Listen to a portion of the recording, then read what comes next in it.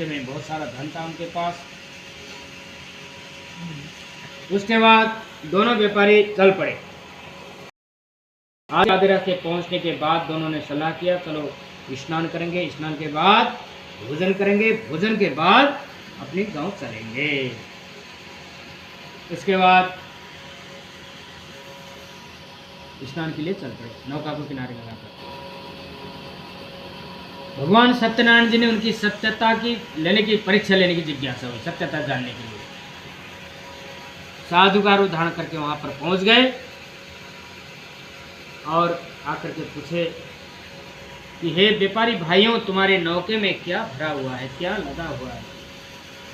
दोनों व्यापारियों ने कठोर वचन से कहा कि क्यों पूछ रहे हो, क्या धन लेने की इच्छा है? हमारे नौके में केवल लता पत्ते, घास ही घास भरा हुआ है, कोई धन दौलत नहीं है हमारे पास। यहाँ से चले जाओ, कोई जाके मांग लो, हमारे पास कोई धन नहीं है, हम कैसे दें आपको धन। इस प्रकार दोनों ने झूठ बोला। लोग लालची तो थे ही वैसे भी, वो सोचने लगे कि हम धन बांटते चलेंगे तो हमारे पास धन कम हो जाएगा, इसलिए उन्होंने झूठ बोला। झूठ बोलने का परिणाम ये हुआ कि वो तो भगवान जी थे, उन्होंने श्राप दे दिया कि तुमने जैसा कहा है तुम्हारे नौके में लता पत्ते ही घास प्राप्त करोगे। इस प्रकार श्राप दे करके कुछ दूर जाकर अंतर्ध्यान हो गए, कुछ दूर जाकर अंतर्ध्यान हो गए। उसके बाद दोनों व्यापारियों ने नहाने धोने के बाद भोजन किया। भोजन के बाद अपने नौका के पास पहुंचे। नौका हल्की होते हुए देखा, उगाड़ कर देखा तो घास ही घास, पत्ते ही पत्ते। मूर्छित होकर जमीन पर गिर पड़ा हुआ व्यापारी। उसका दामाद जी ने कहा, पिताजी मुझे लगता है वह साधु महात्मा जी जो आए थे उन्होंने हम लोगों को श्राप दे दिया है, उनके नहीं बोलना था, हम लोगों ने गलती करी। वह कई भगवान का ही स्वरूप है, उन्होंने हम लोगों की परीक्षा ली थी, शायद मुझे लगता है उनके शरण में चलना चाहिए, माफ़ी मांगनी चाहिए, क्षमा याचना करनी चाहिए, हो सकता है हमारी मनोकामना पूर्ण हो जाए, धन की रक्षा हो जाए। तो दोनों ने ढूंढने की चल पड़े। चलते चलते चलते पूरा दिन बीता, लेकिन साधु महात्मा जी नहीं मिले। शाम हो गया। शाम के समय में समुद्र के किनारे बैठे हुए थे, साधु महात्मा जी मिल गए। जाकर के दंडवत प्रणाम किया, माफ़ी मांगने लगे कि हे प्रभु, आपकी लीला को हम समझ नहीं पाए, आपकी शक्ति को हम समझ नहीं पाए, हमारी रक्षा करें, हमारे परिवार की रक्षा करें, हमारी धन की रक्षा करें। इस प्रकार विनती करते हैं।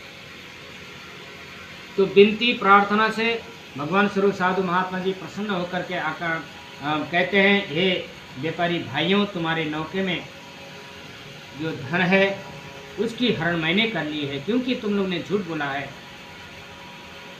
सदैव झूठ बोलते हो, बोलते रहते हो, पूजा के लिए कहते हो, लेकिन तुमने कभी पूजा नहीं कराते, इसलिए तुम्हें यह संकट हुआ है। तो दोनों व्यापारियों ने माफी मांगा कि हे प्रभु,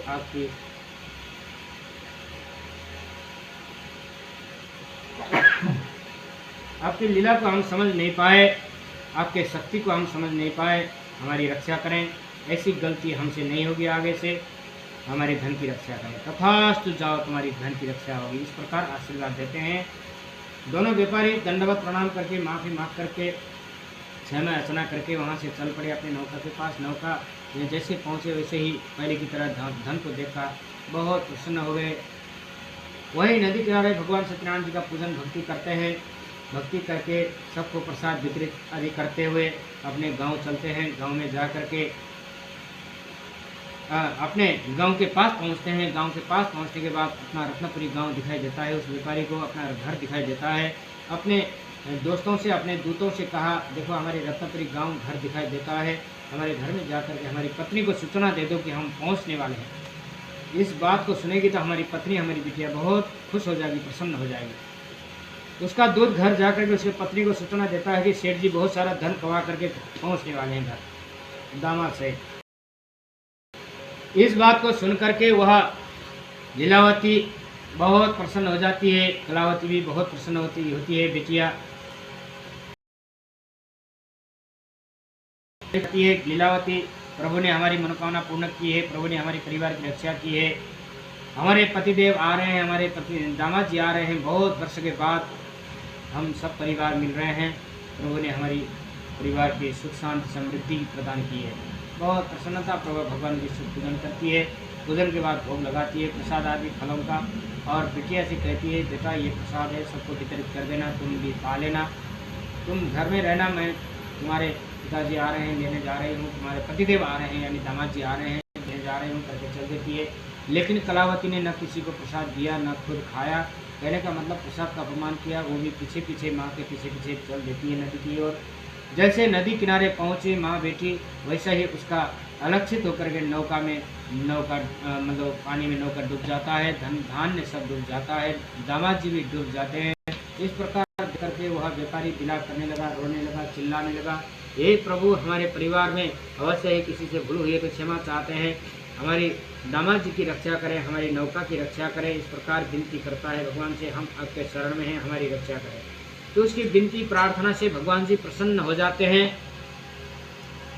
भगवान जी प्रसन्न होकर के आकाशवाणी में कहते हैं कि हे व्यापारी भाई, तेरी बेटियां मेरे प्रसाद का छोड़ करके आई थी, इसलिए तुम्हें यह संकट हुआ है। यदि वह घर जाकर के माफ़ी मांगे तो तुम्हारे अवश्य ही तुम्हारी मनोकामना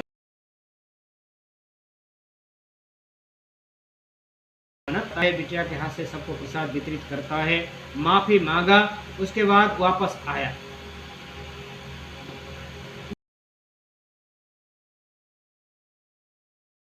प्राप्त किया, धन धान्य से भरी नौका दामाद जी को भी सुरक्षित प्राप्त किया। इस प्रकार बहुत प्रसन्नता पूर्वक सब परिवार, व्यापारी परिवार वही नदी किनारे भगवान सत्यनारायण जी का पूजन करते हैं, भक्ति करते हैं। सबके साथ हर्षोल्लास के साथ भगवान जी की भक्ति करते हुए, सबको प्रसाद वितरित करते हुए अपने गांव पहुंचते हैं। गांव में पहुंच करके भगवान सत्यनारायण जी की कृपा से उनकी पूजा करते हैं, भक्ति करते हैं, सबको भंडारा आदि से प्रसाद वितरित करते हैं। उनके परिवार होती है, दुख दरिद्र दूर हो जाते हैं, मनोवांछित फल की प्राप्ति करते हुए सुख शांति से समृद्धि के साथ जीवन यापन करने का सौभाग्य प्राप्त होता है उस व्यापारी परिवारों को, और अंत में स्वर्ग को प्राप्त करते हैं। इसी प्रकार हम लोग भी श्रद्धा पूर्वक, भक्ति पूर्वक, अनन्य भाव से जो सत्यनारायण भगवान जी को मानते हैं, भजते हैं, पूजते हैं, उनके परिवार में सुख समृद्धि की प्राप्ति होती है, इसमें किसी प्रकार का संशय नहीं है। स्कंदपुराणे रेवाखंड श्री सत्यनारायण कथायां चतुर्थोऽध्यायो श्री सत्यनारायण भगवान की जय।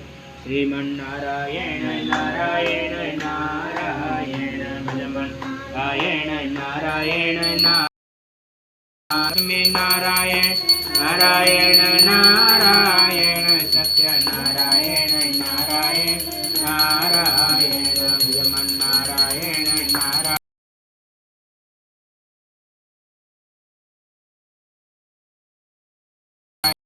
नारायण नारायण नारायण नारायण। गुरु श्री सत्यनारायण भगवान की जय।